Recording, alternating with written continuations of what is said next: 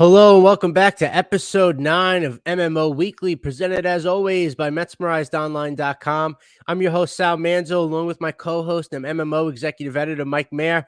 Mike, decent trip this week, or decent West Coast trip, I should say, for the Mets, finishing back 500 there.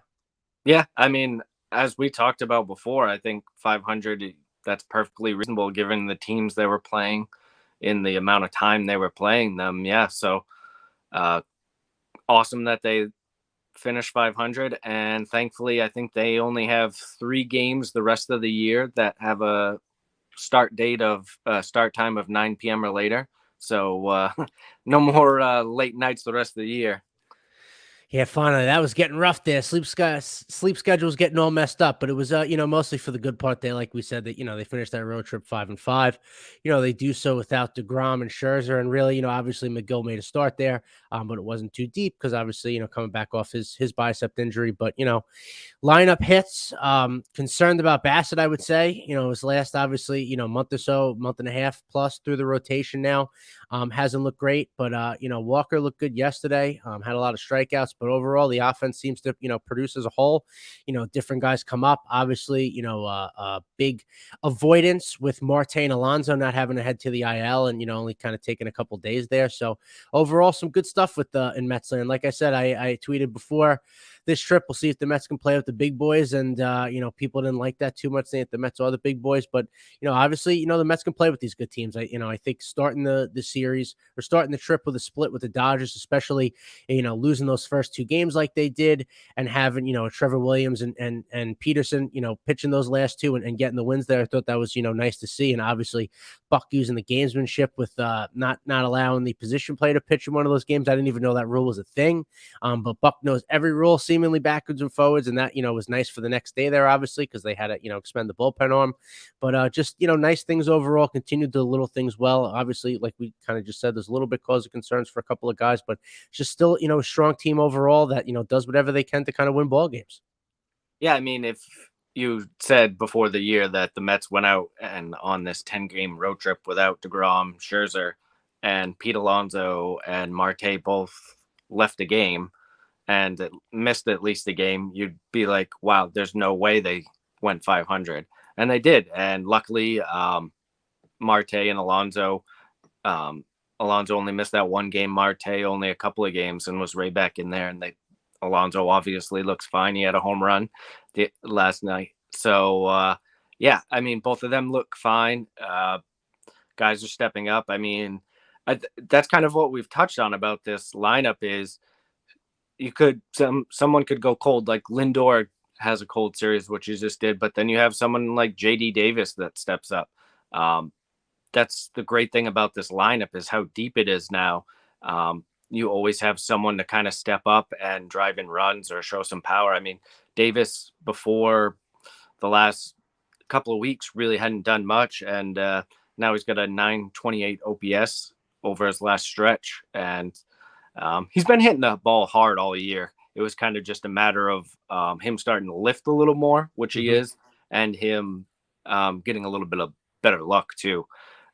So yeah, Davis is a big spot for them because let's face it, DH has been kind of a weird spot for the Mets this year. Like they went into the season like, well, we're going to kind of rotate 3 guys, and Cano ended up getting a lot of the at bats, whether it was DH or second base.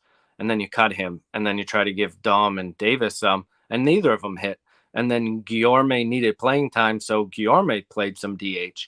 And then now he's kind of cooled down a little bit, / played a lot of second base. So now Davis is into that slot and hit, and that's huge for them because it's kind of been their one spot where they've had some kind of uncertainty all year is who's going to produce at the DH level. I know before Davis went on the hot streak, it was already getting to the point where people are talking about like trade prospects, like JD Martinez was a name that was already brought up from the Red Sox, and there was other guys like, oh, this is where you need a bat. And not saying that the Mets shouldn't still get a bat at the deadline eventually, but it's good to see that they're actually getting some production from the DH slot. Yeah, no, absolutely. I agree there. Like you said, JD's been hitting the ball, hard a lot this year. Now he's kind of hitting the ball a little more in the air, like you're saying. I really liked yesterday, they were able to, kind of not take it per se, but have good at bats and scratch and runs together against a really tough lefty in Sandoval. Obviously, he's got the best chamber, he had best changeup in baseball going into last night. I know it was kind of a key error early on by the center fielder. I think it was Tyler Wade for the Angels last night that kind of overran a ball, led to the first run of the game for them. But it was a productive win for them overall. Tight win. Diaz obviously coming in for the 5-out save last night was awesome. It's nice to see, especially, it was an off day the next day. So, you try and maximize what you can to win that series, but just nice to see that, he can pitch an eighth inning like that, sit down and then go in and close in the ninth inning. It's that obviously not something they're going to do all the time, but, when you get into September and then hopefully in the postseason, if you got to do stuff like that, he can kind of, have success there. So that was nice to see. I was wondering, I mentioned Bassett before. I'm just kind of curious, like how concerned you are just with his struggles the last month plus. And, it just seems like the command's not there. And when it is in the zone, he's getting pounded. So I was just kind of wondering, what you thought, because obviously he's, spoken about his frustration, saying like he's never, gone through this kind of stretch before. So I'm just kind of curious what you think about that.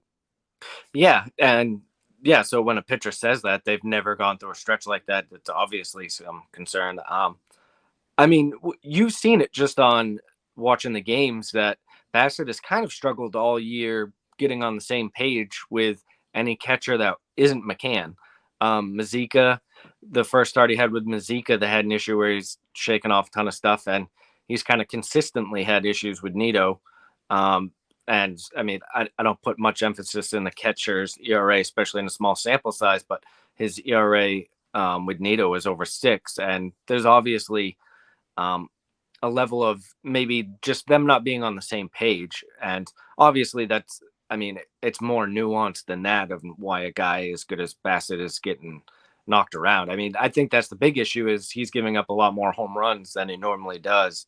And that's concerning for, I mean, obviously the last couple of starts, but it's obviously a trend that you can't keep going. With the weather heating up and stuff, that's you're going to give up a little more home runs anyway. But to see him giving up a ton of home runs is not something you want to see. And yeah, I think obviously McCann's working his way back. We could see him in a couple of weeks, and maybe that helps. But I mean, Bassett's still going to be making 2, 3, maybe 4 starts before McCann gets back. So you have to hope he settles down and maybe gets in an off day and kind of really works with Nito and Mazika and kind of gets on a better frame of exactly how they want to attack hitters. It just seems like they can't get on the same page. I mean, the stuff still looks like it's there with Bassett. I would say command, like you mentioned, is something that's struggled a little bit recently. And obviously when your command is off, you're going to give up home run balls. You're not hitting the corners like you would like to. So yeah, they're obviously going to need him to. We still got to bridge that gap until you get to DeGrom and Scherzer. They're not quite here yet, so you need Bassett to be that starter that's going to give you consistent innings. And I want to just touch on Diaz real quick because, like you mentioned, he came in for a 5-out save and struck out 5 guys. It's only the 17th time in Major League history that someone's had all 5 Ks, all 5 outs and a 5-out save be Ks. Wow. So pretty impressive. Like, I mean, we've mentioned a couple of times, this is Diaz's coming out party kind of this year. I mean, he's been pretty good the last 2 years, but he's come in huge moments this year and just pitched lights out. I mean, he hit 102 and just, I mean, got Mike Trout out and then came out and struck 3 guys out. So he just looked unhittable. And that's what he's been at a majority of this season. So it makes you feel really good to have that type of weapon in the back end. And I thought Buck was really smart in how and when he decided to do that. You got an off day coming up, and Diaz hasn't pitched a ton recently. So yeah, get him out there. It's a good test too. Why not find out if he can do that right now in June, so that later in the year, all right, in September October we can go out and use Diaz for 5 outs if we need to. And, to your point too there, it also gives him the confidence now that he knows, if they do something like that, right, like a pennant race in September in the playoffs, like he knows he's done it before and now and it's had success. So that'll give him a little more kind of comfort there. So I agree with you. I like how they used him, and Diaz it really has been his coming out party this year. There's really no more complaints. I think just the complaints is, that you traded for had Robinson Cano in that trade, but now he, plays baseball in a SpongeBob jersey, in El Paso, Texas for a AAA team. So all's right in the world. The Mets doing good. He's got SpongeBob on his chest. He's got that giant helmet on. He's looking like Darth Helmet there. I can't help but laugh a little bit.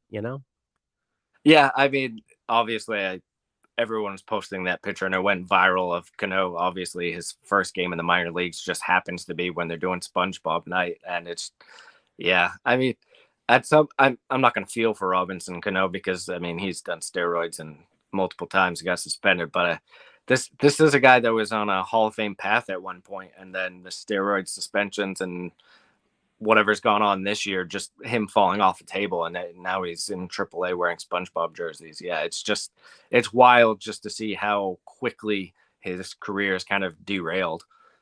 Yeah, and I guess to get off the Cano thing, one last thing, I would assume he's paying for every team meal out there, right? They're like, you got like $200 million. I think you can split the bill while you're down here in El Paso, get everybody some burritos or whatever, for the teams after the spread there, save a little bucks. But I wanted to get back real quick. We're talking about Bassett's struggles.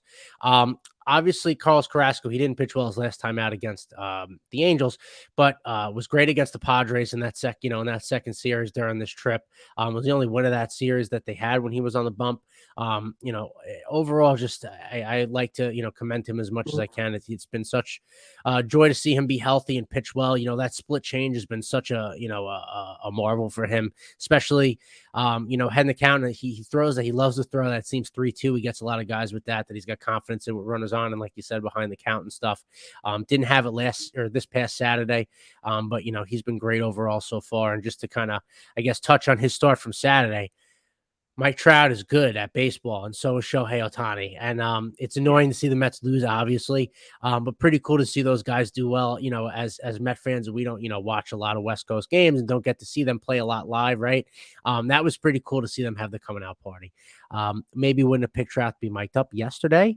But listen, not everybody has a huge personality.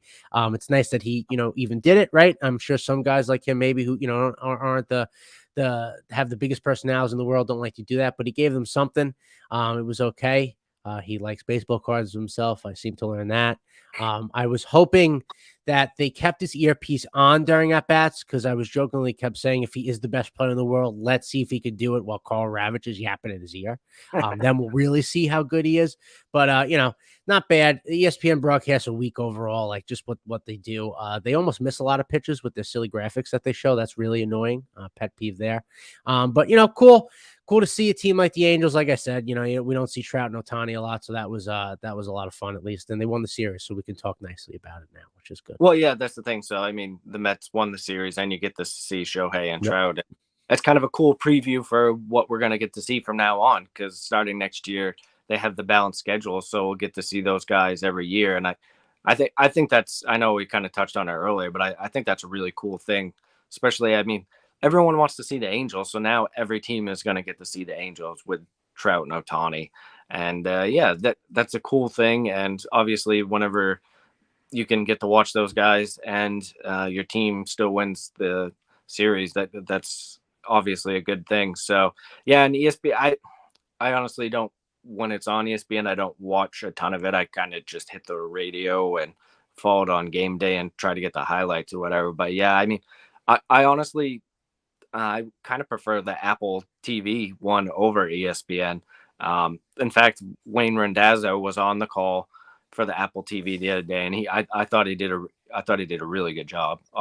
Wayne does a good job all the time, but I like some of, I mean, sometimes it's a bit much, but I do like some of the graphics that they use on Apple TV and some of the statistics that they use. So yeah, it's weird that the Mets, I mean, you only got one game of SNY in a 3-game series. It felt kind of weird too. It was kind of a weird cap to a long trip. Yeah, I'm not a fan of either broadcast. Wait, I was about to say Wayne was the best part of that Apple TV broadcast. It was nice that I don't know. It seemed like it was last minute. He had to fill in for somebody, but that was really nice that they got him in there. So there was something good. It's it's Apple TV broadcast. One looks like they did it on GarageBand. And it was, done at the last second. And ESPN, it looks like they just throw up on everything. They just try and throw as much stuff at you and hope that you like it. So I guess it's the best. It's the worst of both. But it's we get to watch Mets baseball. Like he says, weird without the SMY thing. It's always weird without Gary, Keith, and Ron. I just find it's not funny, but like people panicking, like, where's the Met game? Where can I watch this? And you're like, oh, you have to go on Apple TV. And the amount of people like, I don't have Apple TV. This is ridiculous. But it is what it is. We haven't had a Peacock game yet, so we don't have to worry about that just yet. I think that's coming soon, though. I think towards the end of the month they have one of their games on Peacock or something, one of those weird 140 starts or whatever it is. But if they keep winning, it's all good. And I guess speaking of keeping winning, the Braves decided to not lose a game. That's really annoying. What, they're 5.5 back now. I know some people were kind of freaking out as far as with last year and stuff like that. Now the Braves have Acuna, and I understand that, and the Braves are rolling. But you can't expect teams to go on 10, 11 game winning streaks like that. And, the Mets have weathered off as much as they could, going 500 on this road trip without their two best starting pitchers. And who knows when they're coming back. We keep hearing stuff, but who knows?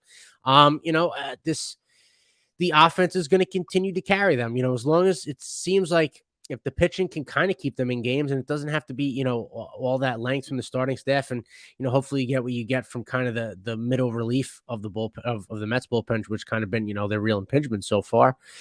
They're in every game. Their offense is in every game. It's rare. I know they had like a 13-2 loss, one of the games in San Diego, but those are few and far between at this point. The Mets, you could tell they're never out of it. They're going to slug their way through games when they have to. So, it'll be interesting to see there, but, I just kind of, I guess, want to delve in a little more. I mentioned DeGrom and Scherzer. Obviously, we're hearing stuff. Scherzer may be throwing a bullpen soon or facing live hitters soon. DeGrom's going to throw into the bullpen, and then he may progress to live ABs. Would you be shocked at this point if Scherzer was the one that still came back first, opposed to DeGrom? No, it definitely sounds like Scherzer's closer, which I mean makes sense. He's going to kind of push his own timetable, and it sounded like his timetable was quicker anyway. And they're going to really, I mean, at this point, they're taking every precaution with DeGrom. There's no rushing him whatsoever with the time that he's missed. I mean, we're going to be coming up on, by the time he gets on the mound, it'll be around a year that he's been. So even once you get him on the mound, and in pitching for the Mets after a couple of rehab starts, they're probably going to do like the Carlos Carrasco thing of last year where he's starting. I mean, like McGill did the other day. McGill went just shy of 4 innings. That's probably what we're going to get from DeGrom for the first couple of starts, you'd imagine, too. So, yeah, I mean, I think we see Scherzer soonish. I think we're in the week span, like weeks with Scherzer probably. I think that's reasonable. Get him a live BP, which he should do soon, and then get him he's the type of guy, probably one rehab start, and he's probably ready to go. And yeah, I mean, that's a massive boost. You've gotten some quality innings out of guys like David Peterson and Trevor Williams, and but you'd rather be relying on guys like Scherzer to pitch the multitude of those innings, and Peterson and Williams kind of fill in when they can. And it's always nice to have Williams in the bullpen too, because he can give you those multi-inning relief appearances too. So yeah, I think we see Scherzer sooner and before the All-Star break. So that'll obviously be a huge boost for the Mets. Yeah, no, right. That's what sounds like what everybody's saying too with Scherzer, that he'll be back before the All-Star break, and DeGrom sounds like some point after. Hopefully it's not too far after, because like you said, this first couple starts, they're going to wean him back. It's going to be like, kind of maybe 4 or 5 innings, something like that. You want him to be able to hit his stride. You would figure by the time kind of middle August rolls around, you want him hopefully then hitting the stride, and he can kind of, you let the reins off and let the big dog eat for now till the, hopefully till the World Series. But if you ask, and this is my kind of the non analytical, it's you hear from stuff, you hear from Johnny at the deli down the street that Jacob deGrom's building a house in Rockville Center. So that means that Jacob deGrom is not going anywhere, right? He's building a house. No one knows this for sure. It's deGrom building a house, but Jacob deGrom's building a house down the street. So that means he's not going anywhere. So just letting everybody know he's going to live in Long Island. He's not going anywhere. Now, I don't know who knows with all that. That stuff is always funny to hear. I heard from so-and-so and so-and-so, they bought property here, in this town. He's not going anywhere. No, I heard he bought something in Atlanta. He's going to pitch there next year. Nobody knows anything. All we just got to hope is whenever he's here now for the rest of the year, he pitches well, and we can kind of, everyone can kind of put this behind them. Still think it's very interesting if he, will opt out at the end of the year or what kind of happens, because the longer this takes, I mean, you got to have some innings under your belt to show teams that like you healthy and can pitch again. You haven't pitched in so long. So it's, it's going to be interesting as far as he goes. I don't like to speculate too much. It's just tough not to, because like we haven't seen him pitch in so long, and he still talked about that. So it's curious to think about. But you get Scherzer back first before the break. At least one of them like that. That's great. And then the next guy that comes back, like everyone's talking about, that's like a big deadline acquisition. So if they can hold water then, and hopefully the Braves don't win like 25 in a row or something like that. Hopefully they start losing a little bit, but I don't worry as much how things were like last year, because this lineup is totally different. This team scores runs at crazy amount of clips. They're the best team with 2 outs. They do the little things right. This team last year was hanging on by threads as it was. You had guys that were filling in that at times were helping, but they didn't hit overall. This team, the offense is different. I think that'll continue to carry them late into the summer. If you get those boosts like deGrom and Scherzer, that'll take them from playoff contender to a World Series contender. So hopefully, like we keep saying, just putting the good vibes out there. Scherzer's an animal, so hopefully this goes quick. You get him back till anchor things out till whenever the heck deGrom is ready, and then they can make a run. It's interesting too, just the Mets and the Yankees being good at the same time. That doesn't happen a lot. The rankings and everything, they 1-2 and everything. Just it's great for the sport. It's great for baseball. Hopefully this continues like this for a long time. Like maybe to like August, and the Yankees can like collapse or something. But it's cool. It's cool. Cool for the sport that they're both doing so well. Aaron Judge is going to look great in orange and blue next year when Steve Cohen gives him $600 million. I heard that from the Dunkin' Donuts guy the other day. So, there's a lot of things happening in New York baseball, Mike. Oh, yeah. Yeah. And I mean, going towards the next series, they got the Brewers at Citi Field, and they're actually kind of playing the Brewers at the right time. They're 2-8 in their last 10, and they've been struggling for a little bit now. And kind of oddly, it's because of partially because they're starting pitching. Right. Adrian Hauser, who they're going to see in the first game, struggled in his last game. They're going to see Corbin Burns in the second game, and he actually hasn't made it past 4 innings the last 2 starts. And then Aaron Ashby in the last one, who's got 1 win for them. So, the Brewers are still a solid team. I mean, you got Hader and Williams and Boxberger in the bullpen, but you look at that lineup, and there isn't anyone in that lineup where you're like, wow, you gotta pitch around this guy, or you gotta be safe around this guy. I mean, you could make an argument that Rowdy Tellez is their best hitter right now, which I don't think is good for any lineup. Their catchers combined have been pretty good this year, but I mean, the rest of the guys are hovering like around league average hitters, like Yelich is. Adames has been a little bit better, but his is mostly power. I think he's hitting 200. It was under 200 the other day, and with a low on base too. Lorenzo Cain has been horrible. He's been one of the worst hitters besides Cano in baseball this year.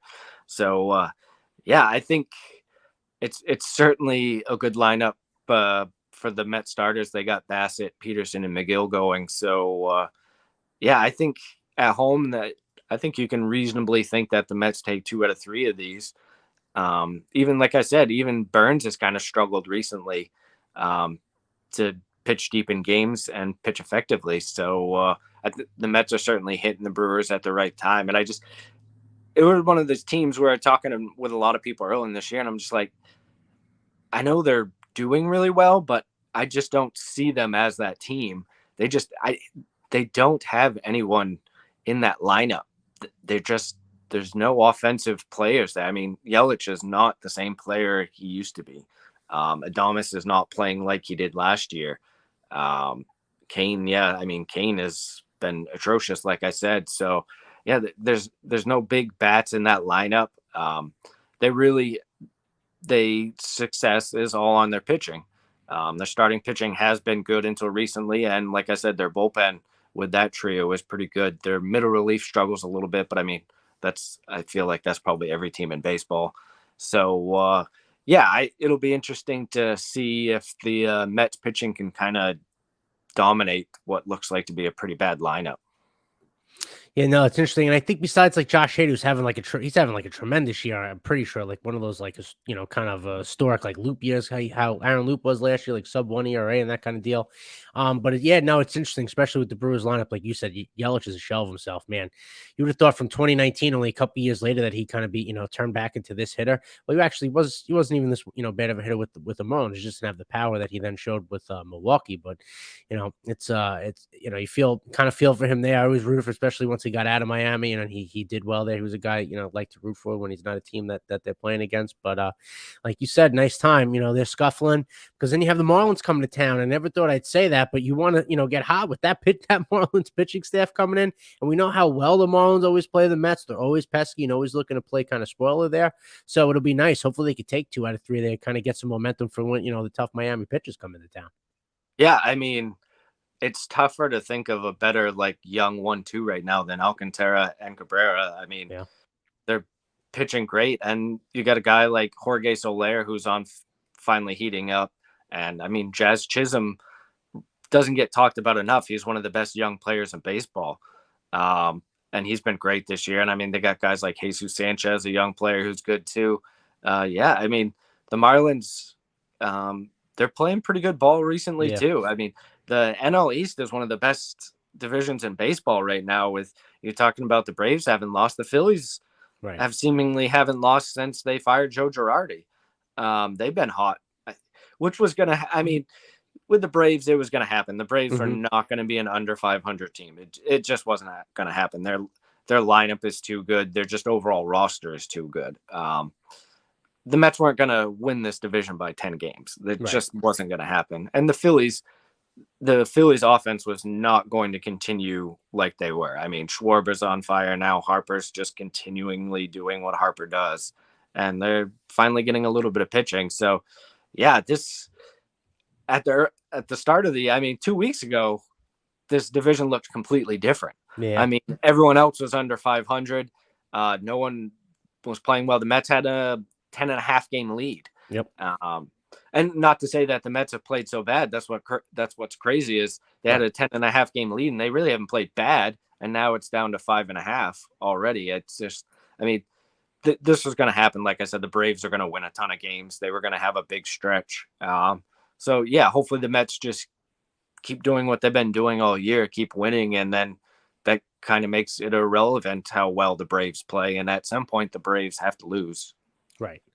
And it also helps too, as far as the Mets beating up on the Phillies this early part of the year when they were scuffling. They saw them. It felt like every other series they were playing the Phillies the first 2 months of the year, and it helped that they did so well against them. Especially that, like you said, that Phillies offense was going to heat up at some point. Everybody knew that. They're just too talented not to. It's can they pitch and catch the ball, which is the trouble. But it's nice that they caught them just totally flat to begin the year. That's nice. They even for when they do kind of catch fire, and hopefully like when the Braves and the Phillies kind of have to duke it out there, that will help the Mets in some way as far as beating up on the Phillies when they were scuffling. And like you said, obviously, whether the Mets are in the first place or not, the division still goes through Atlanta, the reigning champs. They got Acuna back. They're clicking on cylinders. So you got to look at them as a threat no matter what. I don't care. I don't think they'd be racking off whatever's 11 in a row or whatever. But they're not going anywhere. Philly's not going anywhere. Like I said, they may pitch and throw themselves out of the race, but their bats are still going to be there. Marlins are as pesky as can be. Like I said, the pitching is great. We just kind of touched on it. And, everyone's got to beat up on the Nats too. That's another thing. Whoever probably, of those Phillies, Mets, Braves, beats up on the Nats the most, that's going to help too in the long run. So, kind of couple those. The Mets team up for the task. Nothing really, like I said, rattles them. So, it should be a fun summer down the stretch here. And hopefully that 5.5 game lead kind of either stays there or it gets, expanded again as those two other teams come back down to earth. But kind of the last thing I guess I want to touch on John Heyman put out a tweet earlier today talking about how the Mets have, internally discussed, possibly, or should I say, not ruling out Francisco Alvarez making a debut in 2022 this year. How much do you actually believe that? And how much of that do you think is trying to keep a young player motivated to not kind of hit a wall and make sure that he's still kind of motivated in the minor leagues there and giving him kind of, the dangle that carrot, so to speak? Well, I mean, I think pretty much anyone could have tweeted that out. And even Heyman kind of tried to walk it back a little bit later with, well, it's not likely to happen, but they haven't ruled it out. I mean, you could say that about a lot of things. Right. But yeah, I do think, I mean, I tweeted last week, and after talking to some pitchers in the Mets minor leagues, I mean, we talked to Josh Hedska, and he talked to us about how good Alvarez has looked defensively and how he's improved this year, how he's taking control of the pitching plans and the plans for each batter. So I talked to other pitchers. They were talking about the same thing, about how in those pitchers meetings, Alvarez is controlling them. He's controlling the game. He's doing a great job of doing that. Obviously, if they're continuing to let him to do it, he's looking pretty good behind the plate. His framing's improving. His blocking's improving. I mean, this was kind of the final step for Alvarez. He started the year off hot, then he got in that slow spell, and now, I mean, he has 9 home runs in his last 15 games. I mean, he has a slugging percentage just under 900 in that span. I mean, that's otherworldly. No one else has more minor leagues, major leagues. No one has more home runs in that span. Alvarez is the top guy. And I mean, even before the year, Fangraphs had him projected to be just above major league average hitter.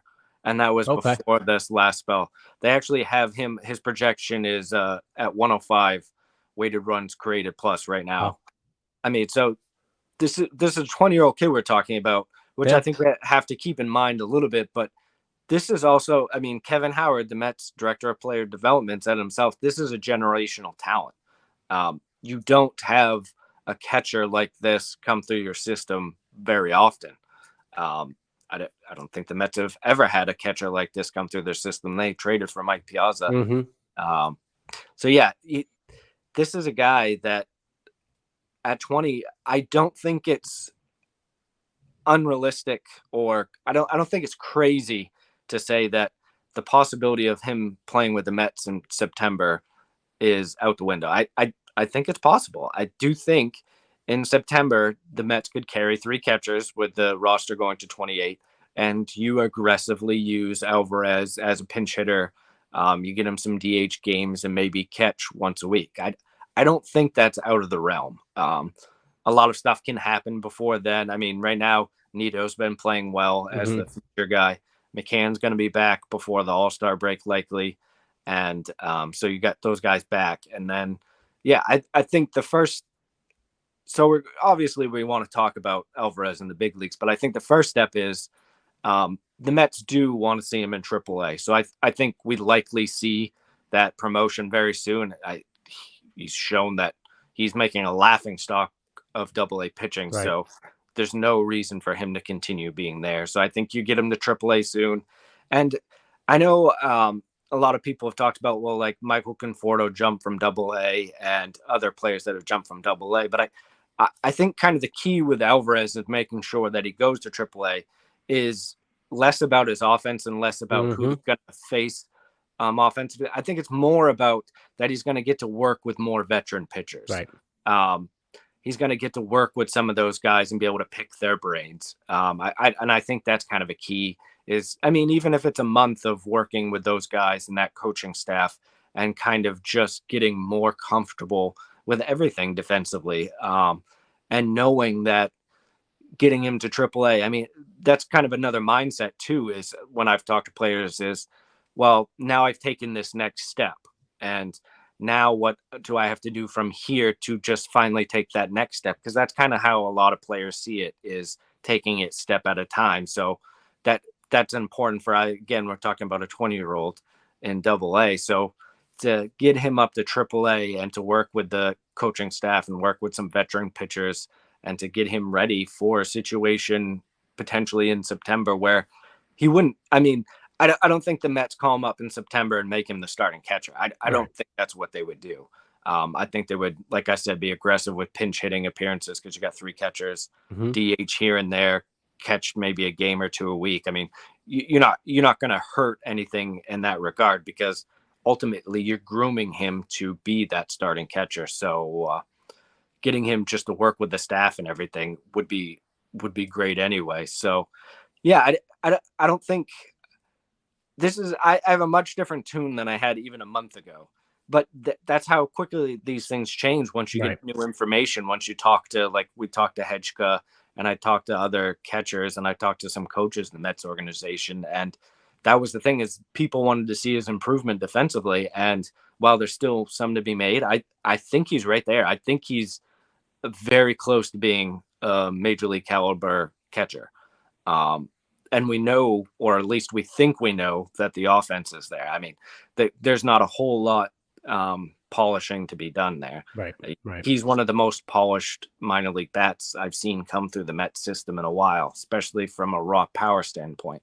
I mean, even it's a little different power than Pete Alonso, but that's kind of the power that you're getting, is Oh, that type from Alvarez. I do think one thing that I've noticed, and it's not a bad thing, it's just something that I noticed, is that he is power wise almost a dead red pull hitter. Um, Again, I don't think that's necessarily a bad thing, especially right. next year. We're probably not going to have um, we're not going to have the shifting next year anyway. So yeah, yeah, I mean, again, to shorten it, think I think the Mets will really think about seeing him in September in the big leagues. I don't think we'd see him before then. I think I think that would kind of it'd be tough to carry three catchers on a roster. But B, I think you want to give him that time in Syracuse. I mean, say you promote him next week, that gives him a good solid 2 months, almost 2 months to spend in AAA, and then see where it's at. Yeah, no, I think everybody agrees that the offensive part, he seems like he could be in the big leagues right now. But I agree that if you do see him, it would be something in September like that. I don't see him coming up any sooner, just because like you don't need you don't need to rush him back. I understand we don't love James McCann. I get that he's limited, and I understand all that. But you did sign him to what was a 4-year, $40 million contract. I mean, the guy's going to make that. And like you said, Nito's been great in his absence and has been a great backup catcher in general. So I don't think there's any reason to rush him up just from the defensive side. I'm sure he is getting better, and that's what it seems like from the pitchers in the minor leagues that we've talked to that have pitched to him. You just don't want to have him come up and then like not get exposed, but show that he's maybe not ready yet there, and then that breaks his confidence and he takes that into his offense. You don't want him to slump and get a bad taste in his mouth. So whatever they do to bring him up, kind of to the point you're saying, you want to just make sure you're always putting him in the best possible position to succeed, right? Because it's going to be a short stint. It's going to kind of like you said, get his feet wet, maybe catch the pitchers and the staff so we can get a little familiar with them. Know what it's like to DH now on the big level, that sort of thing. But whatever small sample size that you put him in to succeed, that's what you do first, because this team is winning now regardless of a Francisco Alvarez. Obviously, a bat like that would be great, but there's no reason to rush along right now. This is a team that can still win right this second. And to like you're saying, if he does come up in September, if he keeps hitting the way he does, they're not going to really have a choice, right?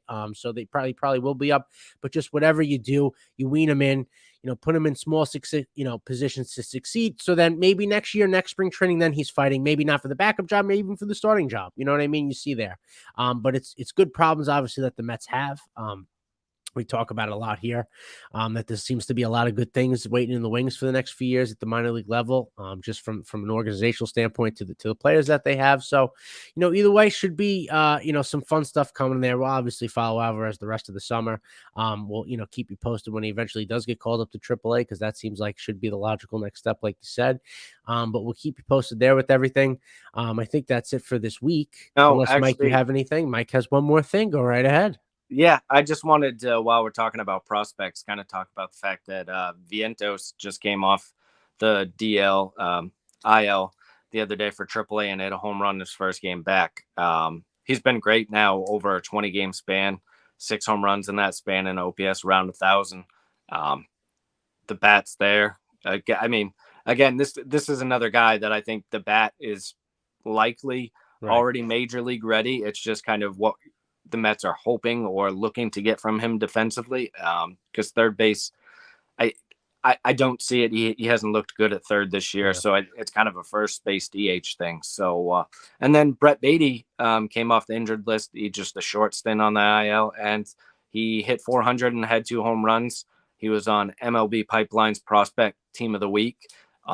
He looked good. It's all roses right now. I mean, the Mets farm system's looking good. A lot of the top prospects are playing well. Alex Ramirez had a good game the other day. He's kind of coming back from a little bit of a struggle. The Mets farm system's looking good. The top prospects are playing well. And I mean, Alvarez to AAA like we're talking about, but I mean, it wouldn't be outlandish to see Beatty along with him in AAA to end the year or at some point too. So it's exciting times to think about guys like Alvarez that can potentially help the big league club soon, Vientos potentially soon, and then even Beatty within the next year or so helping the big league club too.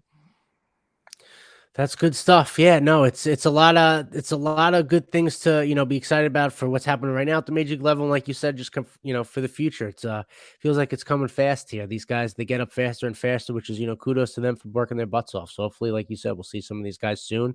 But I think that is going to wrap it up for this week. We'll catch everybody after the Brewers series. Hopefully that's another series win, and we'll preview the Miami series coming in after that. But until then, guys, let's go Mets.